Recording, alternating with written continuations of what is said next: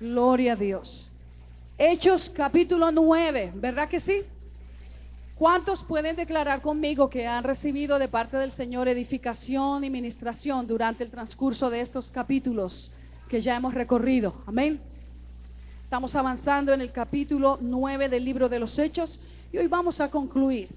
Y vamos a leer desde el versículo 32 hasta el 43 y así vamos a finalizar nuestro estudio y predicaciones del libro de los Hechos, capítulo 9. ¿Todos tienen allí? Muy bien. Voy a leerle. Este es el médico Lucas, ¿se acuerdan? Que inspirado por el Espíritu Santo escribe, recopila los hechos de los apóstoles y de la iglesia del primer siglo y dice así, versículo 32. Aconteció que Pedro, visitando a todos, vino también a los santos que habitaban en Lida y halló allí a uno que se llamaba Eneas, que hacía 8 años que estaba en cama, pues era paralítico. Y le dijo Pedro: Eneas, Jesucristo te sana, levántate y haz tu cama. Qué tremendo, ¿verdad? Y enseguida se levantó. Versículo 35. Y le vieron todos los que habitaban en Lida y en Sarón, los cuales se convirtieron al Señor. Versículo 36 en adelante. Había entonces en Jope una discípula llamada Tabita, que traducido quiere decir Dorcas. Esta abundaba en buenas obras y en limosnas que hacía. Y aconteció que en aquellos días enfermó y murió. Después de lavada, quiere decir que estaba bien muertita, ¿no? La estaban preparando ya para embalsamarla. Después de lavada, la pusieron en una sala. Y como Lida estaba cerca de Jope, los discípulos, oyendo que Pedro estaba allí, le enviaron 2 hombres a rogarle: no tardes en venir a nosotros.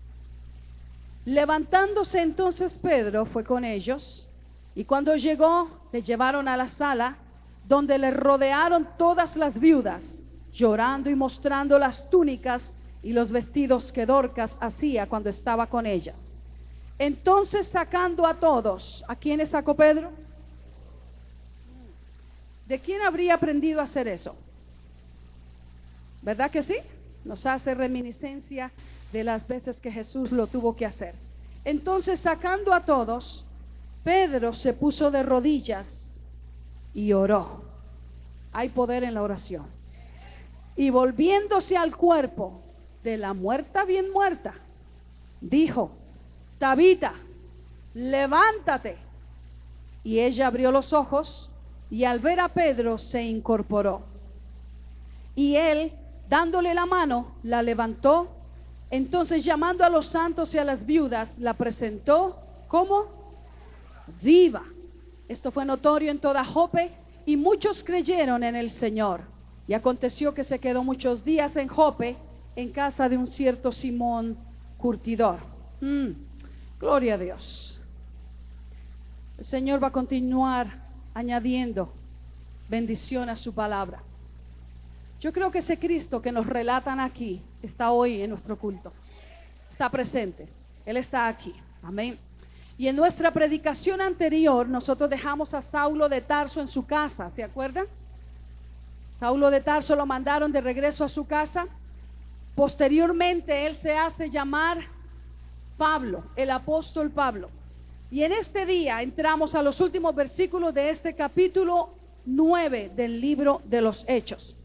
Y lo primero, amados hermanos, en lo que yo quisiera que meditáramos un poco en estos momentos es en un rasgo común que encontramos en la iglesia del Señor Jesucristo, la iglesia sobre la roca. Un rasgo común, una característica común de la iglesia sobre la roca.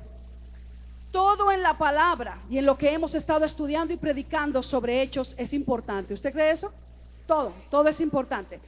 Pero un rasgo muy importante en el cual debemos reflexionar un poco es este primer punto antes de cerrar los últimos párrafos de este capítulo 9. Me refiero a esta característica que en gran manera siempre ha identificado la iglesia del Señor Jesucristo, que de acuerdo a su fundador, ¿cómo se llama su fundador? Jesús, el Hijo de Dios. De acuerdo a su fundador, la iglesia ha sido establecida sobre la roca inconmovible de los siglos, la cual es Él mismo. Eso fue lo que Jesús le respondió a Pedro, ¿verdad que sí? ¿De qué hecho estoy hablando? ¿De qué característica estoy hablando? ¿De qué rasgo común de la iglesia sobre la roca estoy hablando? Estoy hablando del hecho de que aunque figuras tan poderosas y tan famosas como Saulo de Tarso se convirtieran y fueron tremendos predicadores, usted ha estado caminando con nosotros, yo creo que ustedes y yo podemos dar fe de que fueron tremendos predicadores, que fueron vasijas indescriptiblemente usadas por Dios para el avance de su iglesia en su tiempo, pero aún poniéndolas el Señor a esas vasijas en sala de espera, todavía la iglesia seguía su camino, todavía la iglesia continuaba su misión, todavía la iglesia realizaba su tarea, todavía la iglesia avanzaba conforme Dios les había encomendado avanzar. Y eso es un punto que yo sé que varias veces lo he mencionado, pero lo tengo que repasar nuevamente. Aunque en ocasiones algunos líderes se han puesto como en stand-by, como se llama, el Espíritu Santo, amada iglesia, continúa ejerciendo su trabajo en la iglesia del Señor Jesucristo, y la iglesia misma debe continuar ejerciendo su labor. Amén. Esto me hace nuevamente recapacitar sobre la importancia de repasar vez tras vez en el pueblo del Señor, de que ningún genuino avivamiento, ningún auténtico mover de Dios gira en torno a un hombre o en torno a una mujer, sino que siempre gira en torno a Dios. ¿Se da cuenta de la importancia de ello? No permita, amada iglesia, que esta verdad se empañe, y mucho menos permita ser engañado. Un hombre o una mujer pueden ser usados por Dios de manera singular, ¿verdad que sí? Un ministerio o un concilio pueden llegar a alcanzar metas sin precedentes en la historia de la iglesia cristiana. Una entidad o una iglesia local puede llegar a ser usada por Dios de manera tan grande y sorprendente que impacte a todo el mundo y que escriba capítulos majestuosos de novedad en el mundo evangélico. Eso puede llegar a pasar.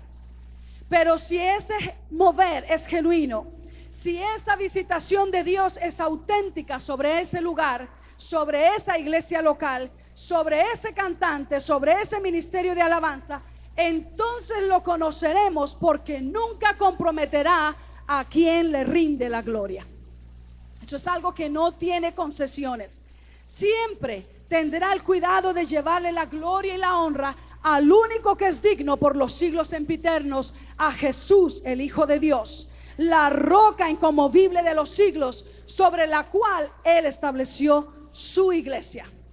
La iglesia no son estas instalaciones físicas que nosotros usamos para congregarnos. La iglesia somos tú y yo. Quiere decir que tú y yo estamos anclados sobre la roca que no será movida jamás. Amén. Quiere decir que en la iglesia del Señor, que somos tú y yo, solo Jesús se lleva la alabanza, Jesús se lleva el reconocimiento, Jesús se lleva toda la gloria, porque únicamente Él es digno de ser exaltado. Y amados hermanos, esto me parece maravilloso de este capítulo, que aunque un gran predicador desaparece temporalmente de la página frontal de la iglesia, Dios tenía vasijas posicionadas, dispuestas, y la obra no se estancó. El avivamiento continuó su marcha, porque no era un avivamiento que engrandecía a hombres, sino a Dios. Y eso es algo que tú y yo debemos recordar siempre. Amén. La gloria es de Dios. La iglesia fue fundada por el Señor Jesucristo. Él preside sobre la iglesia. Es un edificio espiritual cuya piedra angular se llama Jesucristo, el Hijo de Dios, y nadie más es merecedor de esa gloria, de ese reconocimiento, ni de esa honra, sino Jesús y solamente Jesús. Aleluya. Eso me llama la atención, porque ¿quién no quisiera tener el estilo de predicación y el respaldo de predicación de alguien como Pablo, verdad? Pero es impresionante cómo el Espíritu Santo lo traslada a un momento como detrás del escenario y la iglesia continúa su marcha. Posiblemente en nuestros días alguien pudo haber cerrado la iglesia y haber dicho: no, pues ya no, ya se fue el predicador, ya se fue el pastor, ya pasó el avivamiento. Y amados hermanos, en las últimas décadas se han pronunciado avivamientos en diferentes lugares, en diferentes ciudades, aún en diferentes países. Es lamentable que muchas de esas noticias de avivamientos giran en torno a un hombre, en torno a un concilio o en torno a una iglesia. Cuando se va ese hombre, cuando se acaba el concilio, hasta ahí llegó el avivamiento. Pero todo genuino mover de Dios perdura, porque Dios perdura. Aleluya. El segundo punto del cual nosotros vamos a estudiar y a reflexionar en esta porción que hemos leído es esa línea que utiliza el apóstol Pedro cuando se dirige al paralítico Eneas. ¿A usted no le parece curioso cómo él le habla? ¿No le parece maravilloso cómo él le habla? La Biblia dice que Pedro encontró a este paralítico que tenía 8 años de estar postrado en cama, y cuando lo ve le dice: Eneas, vamos a ver si Jesús te sana. Únete conmigo a ver si de pronto el Señor te sana. Vamos a esperar que Él nos haga la misericordia y te sane. No dice así. Le habla de una manera imperativa y tan enfática y le dice: Eneas, Jesucristo te sana. Levántate y haz tu cama. Y estos 2 puntos, hermanos, yo los quisiera dilucidar con ustedes en los minutos que me están prestando. Mientras Saulo está en casa, reaparece este gran predicador del avivamiento, como yo me refiero a él, llamado Pedro. Y junto con él, junto con Pedro, sale otra vez a flote su personalidad en este relato. Y considero, iglesia, de suma importancia meditar en la forma en que el apóstol Pedro utiliza estas líneas de comando para el paralítico Eneas. Lo primero que me llama la atención es la conjugación de los verbos que él utiliza. Para los que no saben, y de pronto será por eso, pero el Señor me permitió ser educadora por unos años en una escuela privada.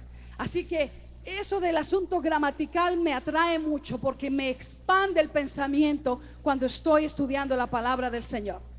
Los verbos, usted sabe que los verbos en una frase, o más que todo en una oración, representan ¿qué? Muy bien, pasamos gramática de kinder, gloria a Dios. Muy bien, representan la acción. Y la conjugación de los verbos que él utiliza se conoce en el tiempo en que él lo está usando. Ese tiempo de ese verbo se conoce como el presente continuo. Dice: Jesucristo te sana, ¿verdad que así dice? Jesucristo te sana. Me va a tocar regresar a algunos a la clase de español o de gramática. ¿Cómo es? A ver, si lo decimos en tiempo presente, nosotros solamente presente, vamos a utilizar el verbo ser. Yo soy, tú eres. Muy bien, muy bien, muy bien. Sí, se lo sabe. Muy bien. Ahora el verbo estar. Yo estoy, tú estás, él. Muy bien, hermanos, ya me convencieron. Era asunto de solo repasar un poquito la gramática. Y así cada tiempo en el que se van conjugando los verbos representa una acción. Pero el tiempo en que está conjugado es lo que se conoce como un presente continuo. Esto me llama mucho la atención. ¿Sabe por qué? Porque es así mismo como Dios se da a conocer desde el principio en las Escrituras. Ya nosotros estudiamos capítulos anteriores donde Esteban, narrando la historia del pueblo de Israel ante los sacerdotes en Jerusalén que procuraban matarle por causa de su fe en Jesús, Esteban hace mención de que cuando murió el patriarca José, subió al poder en Egipto un nuevo emperador, un faraón que no conocía a José. ¿Verdad que sí? ¿Recuerdan eso? Bajo el dominio de este nuevo personaje, la nación de Israel conoció el rigor de un gobernante sin piedad y sin miramiento alguno para con ellos. Los hizo esclavos. Eso es lo que dice la Biblia. Les impuso nuevas y más pesadas cargas en sus trabajos. Les aumentó sus penurias. Y como si fuera poco, él dio un edicto donde ordenaba que todo niño varón que le naciera a las hebreas fuera aniquilado inmediatamente, a modo de detener el crecimiento y la prosperidad que estaba teniendo el pueblo de Dios. Usted no se sorprenda si se levanta oposición, guerra, resistencia en contra de la iglesia y de la iglesia Vida Abundante. Amén. Porque si hay algo que el diablo detesta, es el crecimiento y la solidificación, la cimentación de los creyentes. Así que, hermanos, el hecho de que todavía no se abran algunas puertas no nos tiene sorprendidos. Sabemos que esta lucha es espiritual, pero también sabemos que estamos guerreando contra un enemigo que ya fue derrotado por Cristo Jesús. A Él la gloria por los siglos de los siglos. Aleluya. Gloria a Jesús por los siglos. Y amados hermanos, es bajo esas circunstancias que les narré anteriormente, en que Dios dice en su palabra que Él escuchó el clamor de su pueblo y atendió a su gemido. Y usted esté confiado cuando usted ora a Dios, cuando usted clama a Dios, cuando usted gime delante de Dios, porque sepa que el Dios de la Biblia escucha nuestra oración. Como respuesta a ese gemido, Dios levantó a un hombre llamado Moisés, a quien se le apareció en una zarza que ardía, pero de acuerdo al relato, la zarza no se consumía. Y viendo Moisés esa zarza ardiendo en el desierto, mientras pastoreaba las ovejas de su suegro, Dios le habló.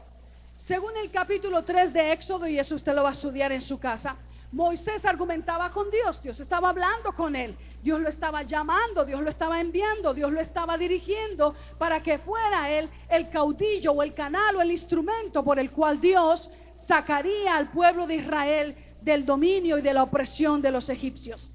Dios le ordenaba ir delante de Faraón y hablarle en favor de su pueblo. Y estando en esa conversación, de acuerdo al relato de Éxodo capítulo 3, Moisés le pregunta a Dios esto interesante: ¿cuál diré que es tu nombre? ¿Cómo diré que te llamas cuando el pueblo de Israel me pregunte por tu nombre? Cuando ellos me encaren y me digan: ¿y en nombre de cuál Dios tú vienes? ¿Cómo les responderé cuando me pregunte Faraón y cuando me pregunte Israel por tu nombre? ¿Qué diré que es tu nombre cuando les esté hablando? Y a esa pregunta tan importante de definición para Moisés, el Dios de la Biblia le responde así: yo soy el que soy. Presente continuo. Yo soy el que soy.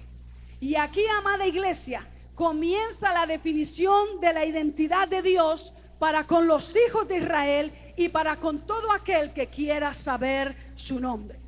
Amada iglesia y amigos que me están escuchando, yo soy el que soy tiene indecible significado para todos nosotros. Está conjugado el verbo en un tiempo presente continuo, y lo que esto quiere decir en sencillas palabras es que no tiene fin. ¿No le parece eso maravilloso? Que no tiene fin. Yo soy abrió el mar rojo para que su pueblo pasara en seco al otro lado. Yo soy les dio de comer en el desierto. Yo soy les dio de beber sacando agua de la peña. Eso es lo que dice la Biblia. Yo soy les libró de caer en manos de sus enemigos. Cuando vino una mortandad por la mordida de serpientes, yo soy dijo a Moisés que hiciera una serpiente y la levantara en alto, y todo el que mirara a la serpiente era librado de la muerte. Y Jesús dijo con respecto de esa analogía que así el Hijo del Hombre sería levantado en alto, y todo el que a él mirara sería curado de la mordida del pecado que destruye vidas. Alabado sea Dios. De ahí, mis amados hermanos, que es importante que usted recuerde que la identidad de nuestro Dios establece que nuestro Dios está engranado. Diga conmigo: está engranado en todos mis asuntos. Él está engranado en todos los negocios de nuestro diario vivir, porque somos su iglesia. Él caminó con la iglesia del Antiguo Testamento. Él caminó con el pueblo de Israel, pero más aún debes siempre tener en cuenta que Él camina este tiempo con nosotros. Amén. No hay un solo desafío que tengas que enfrentar donde Dios te abandone y tengas que pasarlo tú solo o tú sola. No hay una tribulación, ni una necesidad, ni un dolor que tengas que pasarlo solo. Él camina contigo. No hay un problema que tengas que enfrentar tú solo. No hay un día, ni uno de tus tiempos que tengas que hacerle frente solo, ni mucho menos abandonado o a la deriva a ver si alguien te socorre. Porque el Dios en quien hemos puesto nuestra confianza y de quien viene nuestro socorro se hace conocer como yo soy el que soy. Dios engranado en un presente continuo de todos nuestros asuntos, porque somos su pueblo. El Dios de alguna gente ya no le sirve. Le sirvió en el pasado, porque tal vez el Dios fue la fortuna, porque tal vez su Dios fue el placer, porque tal vez su Dios fueron aquellos amuletos que cargaban pero con el tiempo se deterioraron, porque tal vez su Dios fue el dinero, porque tal vez el Dios que consultaron fue una bruja, fue alguien que le leyó las cartas, fue alguien que le dio por adivinanza lo que tal vez iba a ser. Y ese Dios ya no le sirve a los hijos ni le sirve a ninguno otro de su generación. Pero nuestro Dios es el Dios, el que yo soy, que quiere decir que así como sirvió para mis padres, sirve para mí, y los que vengan después de mí también Él sirve, porque Él es el Dios que está engranado en un presente continuo de los asuntos de su iglesia. Alabado sea el Señor. Alabado sea el Señor. Y amada iglesia, es este Dios que nos está definiendo ese capítulo 3 de Éxodo en adelante, ahora revelado en su Hijo Jesús. Es ese Dios del que el apóstol Pedro hace referencia y se apoya en él para decirle al paralítico: Eneas, Jesucristo te sana. Wow. Porque, mis amados oyentes, el que estaba en el principio con el Padre creando todas las cosas es el mismo que caminó con Israel durante todos sus tiempos en el pasado. Es el mismo que estableció su iglesia sobre la roca de los siglos. Es el mismo que sanó multitudes de enfermos a su paso por las veredas y por las ciudades. Es el mismo que perdonó a la prostituta y le dio la oportunidad de una nueva vida. Es el mismo que le garantizó a la samaritana que si bebía de su agua nunca más tendría sed, y lo cumplió. Es el mismo que fue crucificado y muerto por nuestros pecados. Es el mismo que resucitó al tercer día, suelto los dolores de la muerte y vive para siempre. Es el mismo que bautiza con Espíritu Santo y fuego.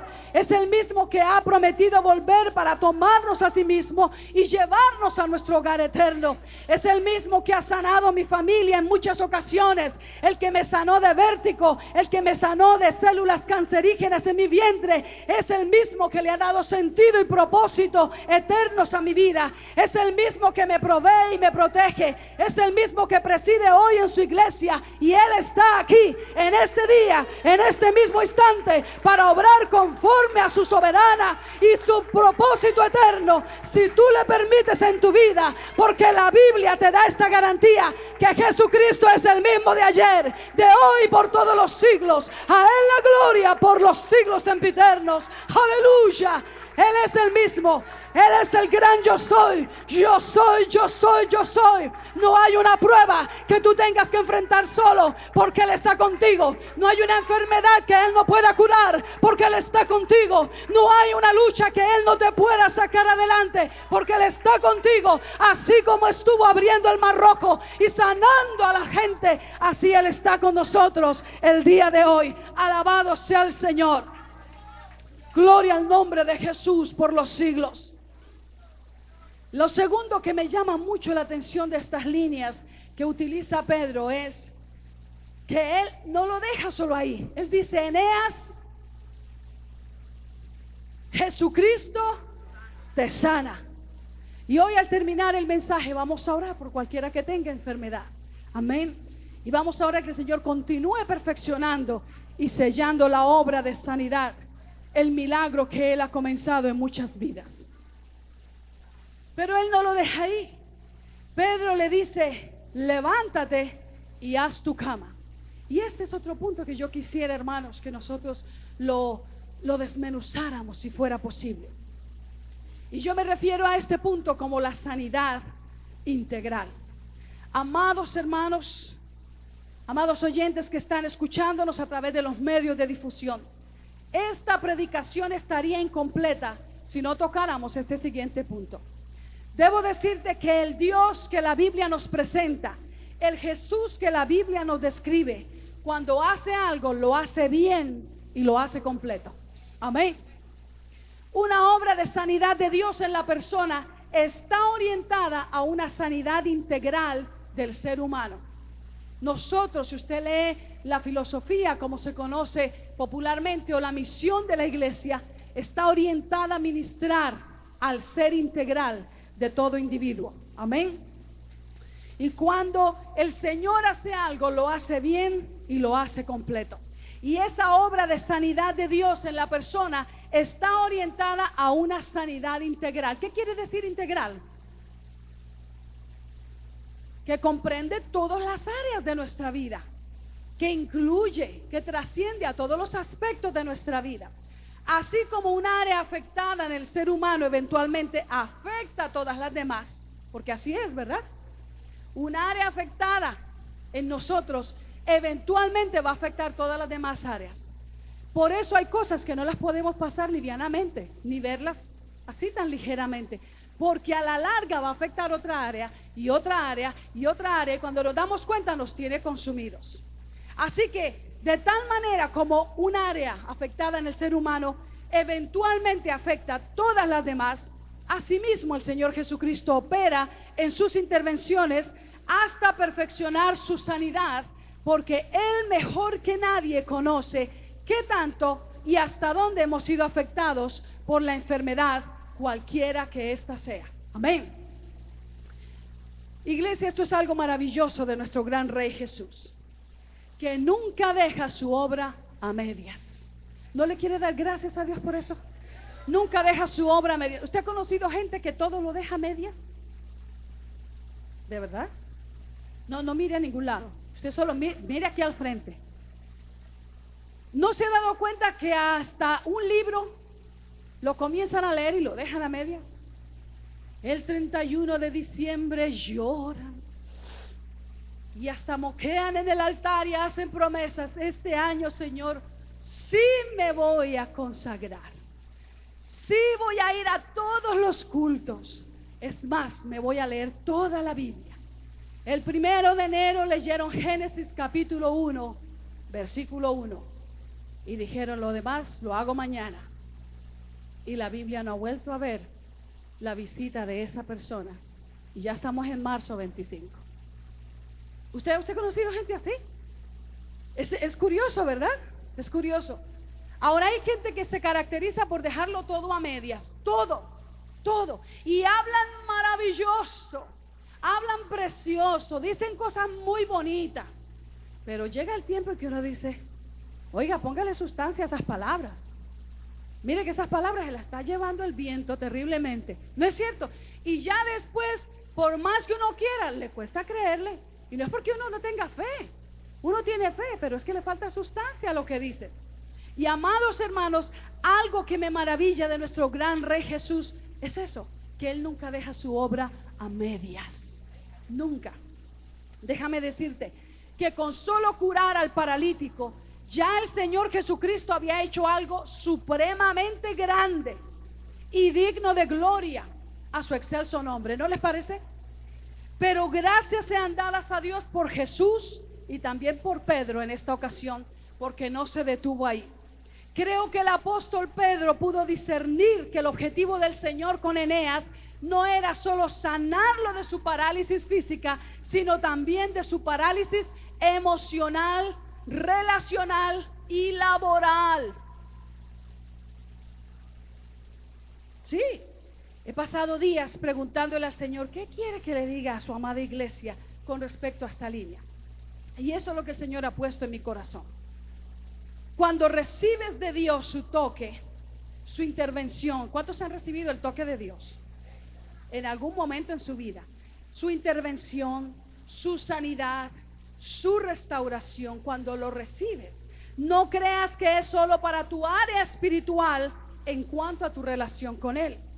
Es también para que todas las demás áreas de tu vida que han sido afectadas por esa parálisis que has sufrido sean restauradas. Amén. Me dirás quizás, pero pastora, yo nunca he sido paralítico, nunca he sufrido parálisis de una pierna, de un brazo. Pero yo te puedo responder que lo que el Señor ha puesto en mi corazón pastoral es que el día que dijiste sí al Señor, ese día comenzó en el cielo una obra completa para que trascienda a todo tu ser y todo tu ser sea sanado integralmente. Amén. Pedro le ordenó a Eneas lo siguiente: levántate, ¿qué le dijo? Y haz tu cama. Y yo quiero decirte de parte del Señor que la sanidad que trae el que hayas dicho sí a la presencia de Dios en tu vida es para todo tu ser, para todas las áreas de tu vida. ¿Qué estoy diciendo con esto? Que Dios espera verte que actúas en la sanidad, en el milagro, en la restauración que Él ha hecho en ti. Y la manera en que eso se refleja es que comiences a actuar como una persona sana, como una persona libre, dicen amén, como una persona restaurada, como una persona vivificada por Él. Ay, pastora, qué tremendo estuvo este culto. Dios me tocó. Sí, yo sentí su toque por todos lados. Aleluya. Y hasta nos vamos despeinados del toque del Señor. Pero se quedó ahí. Las demás áreas no fueron sanadas. La relación conyugal sigue en deterioro. La relación familiar está cada vez peor. Llegamos el lunes al trabajo a agarrarnos de las greñas con todos los colegas, a participar de cosas que no debemos participar. Entonces quiere decir que el toque tan tremendo que recibió de Dios no lo ha dejado trascender para que sane el resto de las áreas que han sido afectadas en su vida. Seguimos de holgazanes, seguimos de gente sin responsabilidad. Gracias a Dios que aquí no hay ninguno. Amén. Amén. Gracias a Dios que eso para los que nos están escuchando ahí por la televisión, por el internet, por la radio. Amén. Pero amados hermanos, cuando tú recibes y experimentas el toque y la sanidad de Dios, es para inmediatamente levantarse y hacer su cama, volverse diligente. ¿Cómo es esto? Quizás ninguno aquí ha sido sanado de una parálisis física, pero todos hemos sido sanados de parálisis espiritual. Y esa sanidad debe impactar para bien las demás áreas de nuestra vida. ¿Por qué algunos todavía se manejan como enfermos, como paralíticos, como no restaurados? En parte es porque insisten en no asumir su responsabilidad como seres saludables. Hubiera sido chévere para Eneas, quizás, que ya sano todavía tuviera quien le hiciera la cama, ¿no cree? Ay, qué chévere que todavía le hicieran todos los mandados, que todavía le hicieran los oficios, que todavía vieran por él como un adulto, quien le socorriera todo el tiempo, quien lo sacara de aprietos todos los días, quien le dijera: pobrecito, él trata, lo que pasa es que está malito, ya camina, pero está pasando el trauma de los años que vivió con parálisis en la cama. Pero si lees con detenimiento, encontrarás que Pedro no le dio oportunidad de refugiarse en una autojustificación de por qué no ser responsable como adulto sano, sino que le ordenó que inmediatamente a su sanidad se empleara. ¿Están conmigo, iglesia? Le ordenó que inmediatamente a su sanidad se ocupara en atender sus propias obligaciones. Y eso es sanidad integral. No se oyen muchos amenes regularmente en estos puntos, y eso está bien. ¿Sabe por qué? Porque quiere decir que estoy apuntándole. Sí, porque amados hermanos, es bien rico y chévere y maravilloso llorar. Usted viera, pastora, cómo lloró este hermano. Usted viera cómo se sacudía esa hermana. Es que hasta la moña se le cayó. Usted hubiera oído todo lo que decía. Eso era tuvimos que traerle un balde para recoger las lágrimas y hasta los mocos ahí. Pastora, usted hubiera visto, eso fue un mover de Dios. Pero salimos para seguir siendo irresponsables. Salimos para seguir tratando a los demás como que nunca el toque de Dios vino a mi vida. Y amados hermanos, eso es un deterioro y una vergüenza a la predicación del evangelio. Si antes mentíamos, salimos para no mentir más, porque Dios me tocó. Hay hermanos que todos los cultos dicen que Dios los toca, y todos los cultos así tiene que ser, pero no se ven cambios. Siguen siendo maldicientes, siguen siendo mentirosos, siguen cometiendo fraude, siguen quedándosele con lo que no es suyo, siguen maltratando a su esposa. Si ya no usan el puño ni el pie porque saben que la pastora los reporta a la policía, entonces usa la lengua para hacerle un daño más grande emocionalmente. Siguen con problemas de autoestima, siguen con problemas emocionales, siguen siendo irresponsables. Amados hermanos, entonces no ha habido tal toque. Entonces no ha habido sanidad. Entonces no ha habido restauración, porque la sanidad que la Biblia nos manifiesta y nos describe es una sanidad integral. Yo puedo gozarme. Oye, a mí me gusta hasta danzar, aleluya, y me gusta gozarme delante de la presencia del Señor. Pero cuando yo salga de aquí, yo quiero que ese toque de Dios camine conmigo, que la gente vea que hay una Mariluz diferente, que soy una persona diferente, que la gente tal vez no me escuche hablar lenguas, pero diga: algo le pasó, estuvo en la presencia de Dios y algo la ha marcado, porque habla diferente, se conduce diferente. Aleluya, alabado sea el nombre de Jesús. Así es, iglesia, así es. Esto es para nosotros también. Levántate y haz tu cama. Deja de estar poniendo excusas porque no asumes tu responsabilidad. Y deja de estar poniendo a tus seres amados en la estrecha posición de hacer excusas por ti. Porque, hermano, eso es algo terrible. No, es que ella, pobrecita, usted sabe lo que a ella le pasó. Mire, a ella le pasó esto y esto. Y usted sabe lo que a él le pasó. A él le pasó esto y esto. Por eso es que Dios lo toca, pero no se ve fruto. Eso no funciona. Eso no es el evangelio. Si el Señor nos toca, si el poder de la palabra nos impacta, nos transforma. Los candidatos políticos pueden prometer muchas cosas. Las entidades humanas pueden prometer muchas cosas. La Organización de las Naciones Unidas pueden prometer muchas cosas. Las instituciones por el hombre creadas pueden prometer muchas cosas. Pero ninguno le puede prometer darle un nuevo corazón. Ninguno. Hoy estaban celebrando que el que fue vicepresidente durante el gobierno de Bush, hoy estaba estrenando un corazón. El señor Dick Cheney. Hoy en estos días recibió un implante de corazón. Wow, él ha sufrido del corazón desde los 37 años. Pero yo le quiero hablar de ese corazón que Dios pone en nosotros, sin necesidad de sacarle el de otro ser humano. Porque es que el de otro ser humano, todos necesitan un toque divino.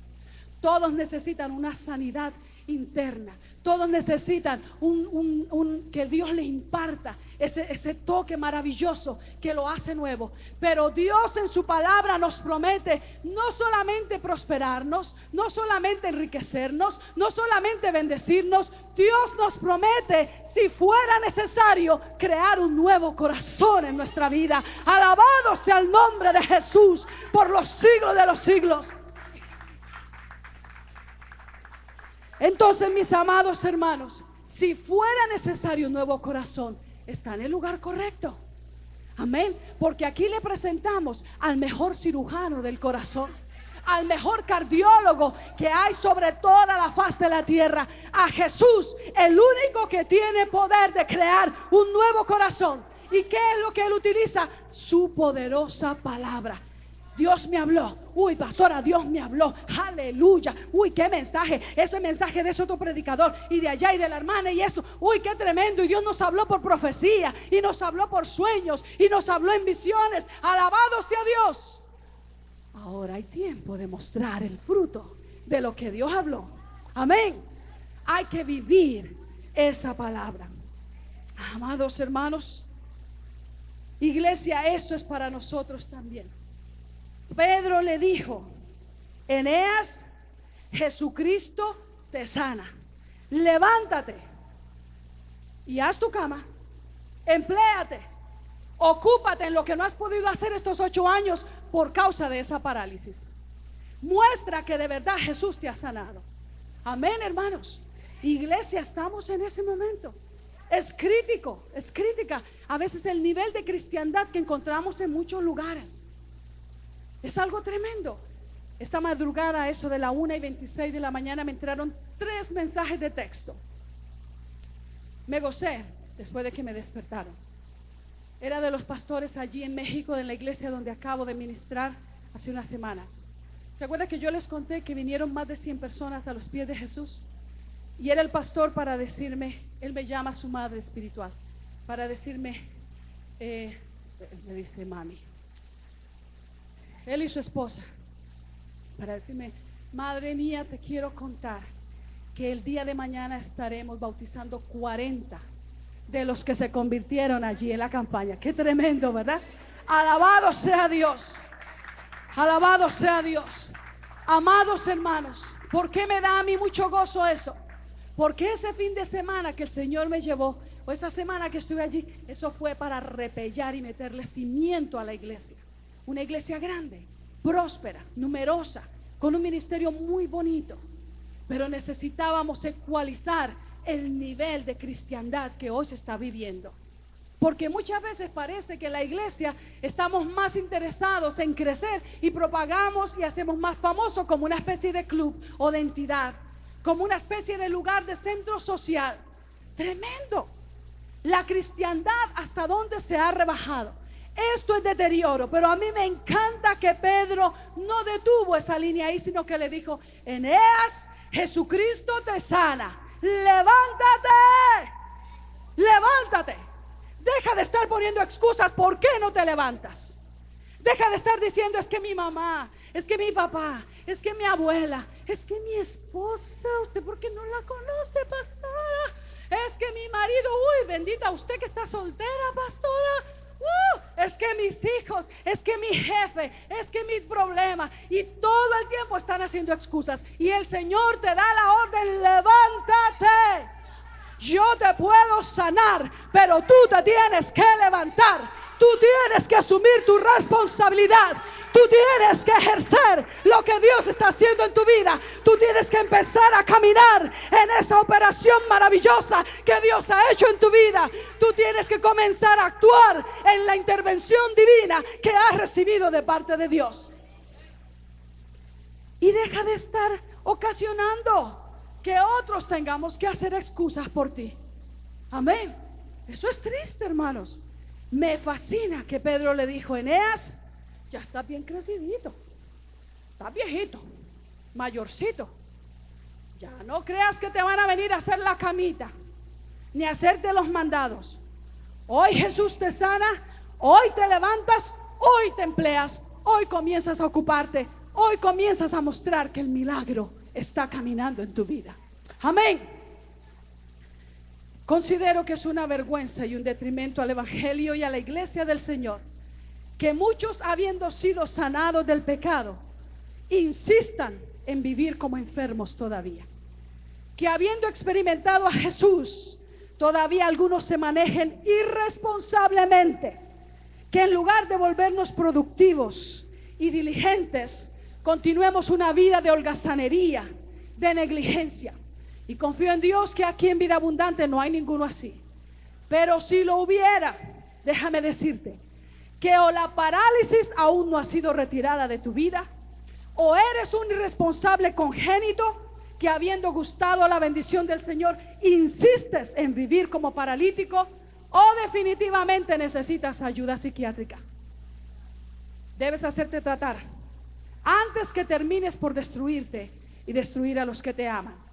Porque de ser así, de acuerdo a la Escritura, darás cuenta a Dios de esa negligencia, y según la Biblia, Dios no tendrá por inocente al culpable. Amén. La instrucción bíblica viene para eso. La sanidad, amada iglesia, debe reflejarse en todos los aspectos de nuestra vida, en nuestra vida emocional. Nosotros no tenemos que ser presas de depresiones. A veces vienen tristezas profundas, a veces vienen, pero no presas, mucho menos cautivos de depresiones, mucho menos cautivos de depresiones. La sanidad es integral, es una sanidad emocional, es una sanidad mental, es sanidad relacional. Creyentes, entre más Jesús nos toca, más nos empodera y nos habilita para relacionarnos adecuadamente. ¿Se ha dado cuenta que hay personas que llegan arriba de los 40, los 50 y se siguen conduciendo como de 15? Tomando decisiones como cuando tenían 18. Se casan y tienen hijos y siguen tomando decisiones como cuando eran solteros. Eso es falta de que el toque de Dios usted le permita y colabore, haga lo que hizo Eneas, se levante y comience a emplearse en ese milagro. Eso es, hermanos. No es que Dios no lo toque, no es que Dios no lo sane, no es que Dios no haya obrado, es que usted no ha hecho su parte. ¿Verdad que sí? La sanidad debe reflejarse en todos los aspectos de nuestra vida: emocional, mental, relacional, financiero. Hombres y mujeres responsables en cuanto a su economía.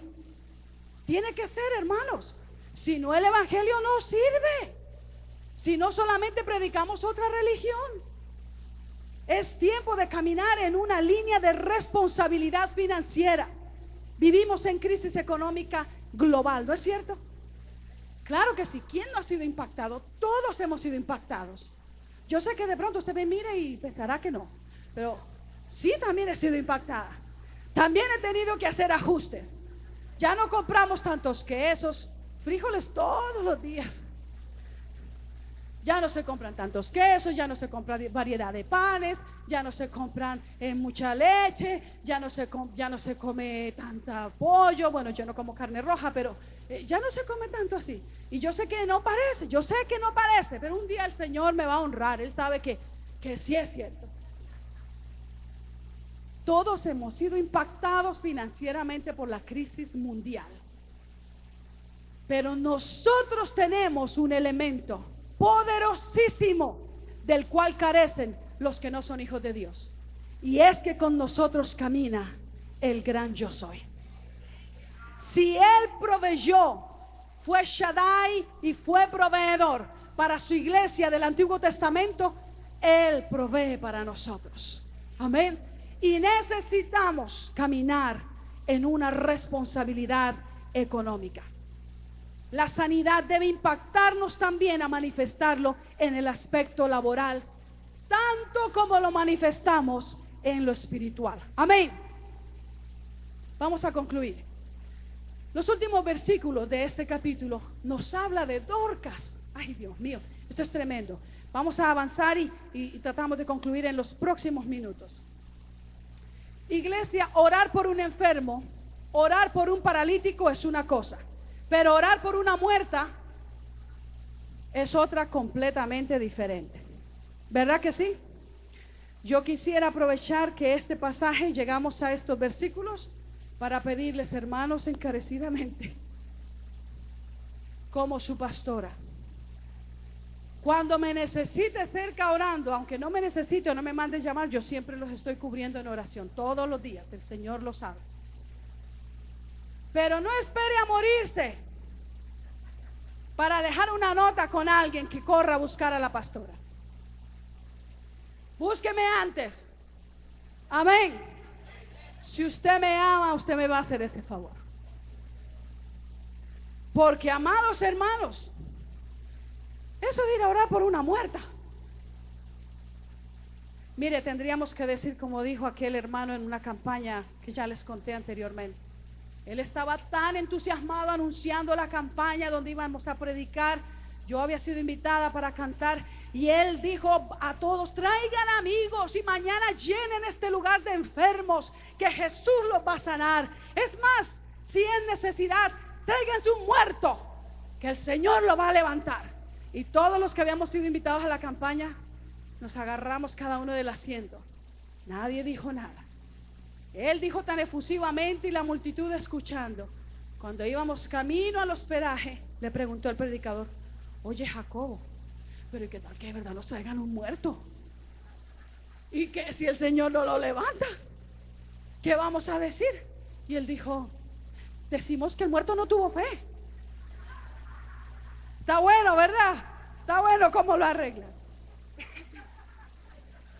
Pero yo le voy a agradecer que no me haga pasar por ese momento. Mire, hermanos, orar por un paralítico es una cosa, pero orar por una muerta es otra completamente diferente. Pero el Cristo que Pedro había conocido, ese Cristo había dicho de sí mismo: yo soy la resurrección y la vida. ¿Cómo dijo? Yo soy, ¿verdad? Yo soy la resurrección y la vida. Resucité a alguien utilizando a Elías, resucité a alguien utilizando a Eliseo, resucité a Lázaro, pero ahora en los tiempos de Pedro también yo puedo resucitar a Dorcas. Y hoy, en marzo 25 del 2012, también yo puedo resucitar, porque yo soy la resurrección y la vida. Es maravilloso eso, ¿verdad?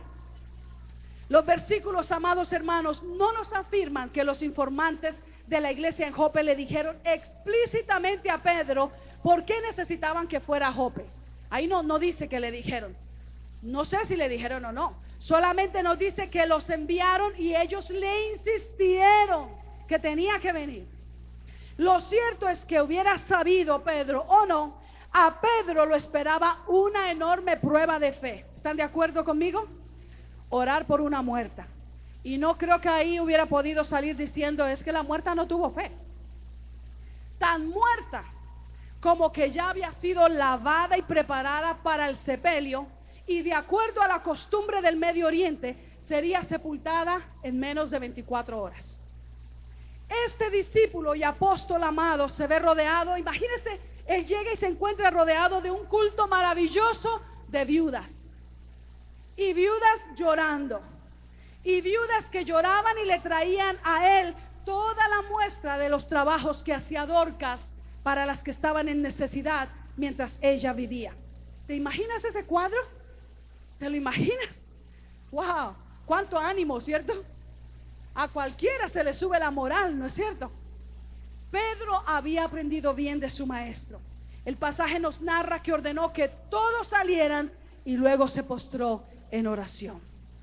No sabemos cuánto tiempo pasó, pero tuvo que haber sido menos de 24 horas para todo este acontecimiento. Amada iglesia, de acuerdo a esta porción, y en el griego se dice que estaba muerta, muertita, muertita. Pedro oró y luego, llamándola por su nombre, la Biblia dice que le ordenó a la muerta que se levantara. ¿Qué tal autoridad la de este hombre llamado Pedro? Que apenas la muerta abre los ojos y lo ve, se incorpora inmediatamente. ¿Se da cuenta? He was no joke at all. Él no estaba bromeando. Él no era de que Eneas, vamos a ver. Yo creo que la gente, cuando sabía que el pastor Pedro iba llegando por ahí, todos en línea, todos caminando, ¿verdad? Qué autoridad que respaldaba a este hombre.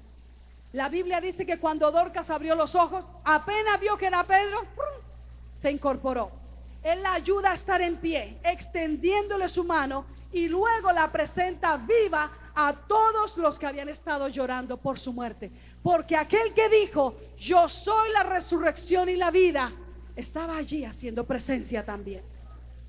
Amada iglesia, el Cristo que predicamos y adoramos hoy es el mismo que sanó a Eneas de su parálisis física y lo curó de toda parálisis, a modo que pudiera desenvolverse en todas las maneras como un individuo responsable, saludable y competente.